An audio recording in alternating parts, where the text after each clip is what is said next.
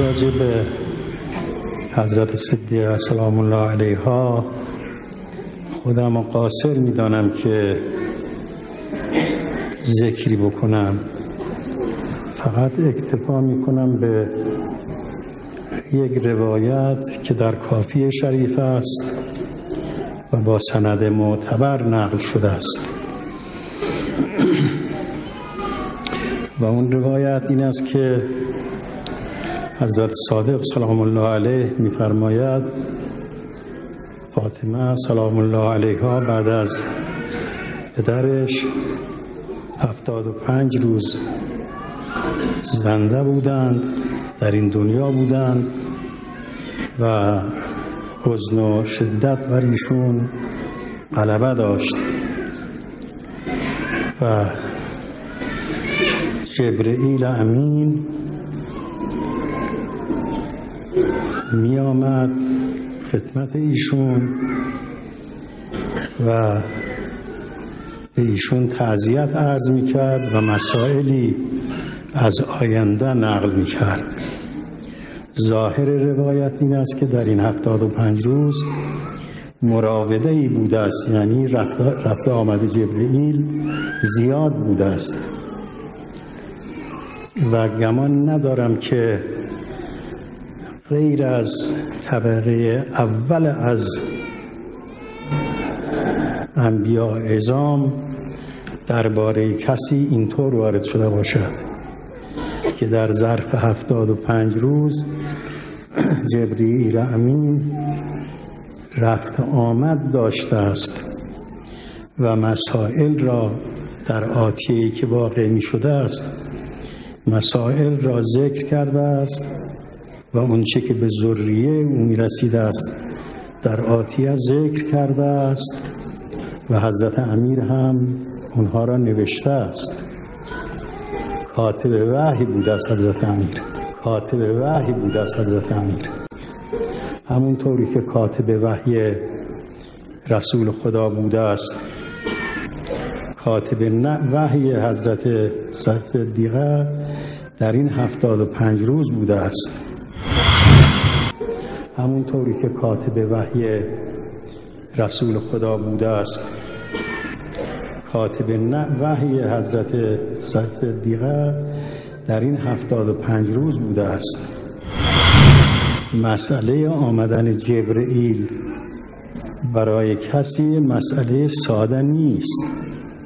خیال نشد که جبرئیل برای هر کسی میاد و امکان دارد بیاد.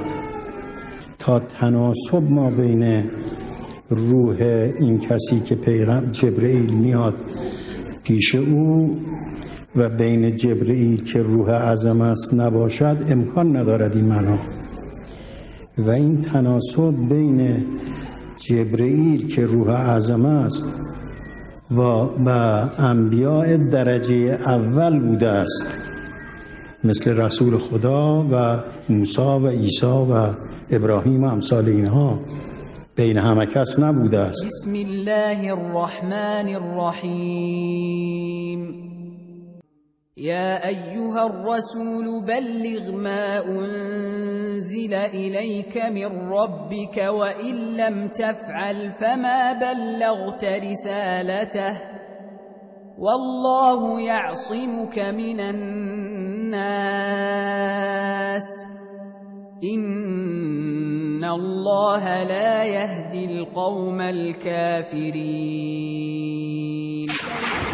يا دوا في شعري المحزون يا جزل القصيد الكلام الصدق في الموقف يا العلم الوكال انت خيتك في مواقف ما لنا فيها رصيد غير سبك القافي منظوم من نبض الفؤاد عقب ما شفت الروافض في ديار ابن الرشيد شاب راسي يا جماعة واشتكت عين السهاد عقب ما شفت الروافض في ديار ابن الرشيد شاب راسي يا جماعة واشتكت عين السام. يا وجودي يا وجودي ذابت جبال الجليد،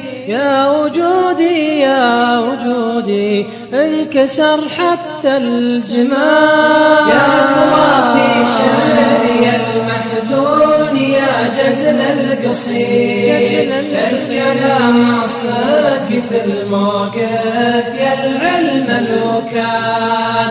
انت خيتك في مواقف ما لنا فيها رصيد، غير سبك القافي منظوم من نبض الفؤاد. اهدموا حتى امام خمینی رحمه الله، امام خمینی رحمه الله، امام خمینی رحمه الله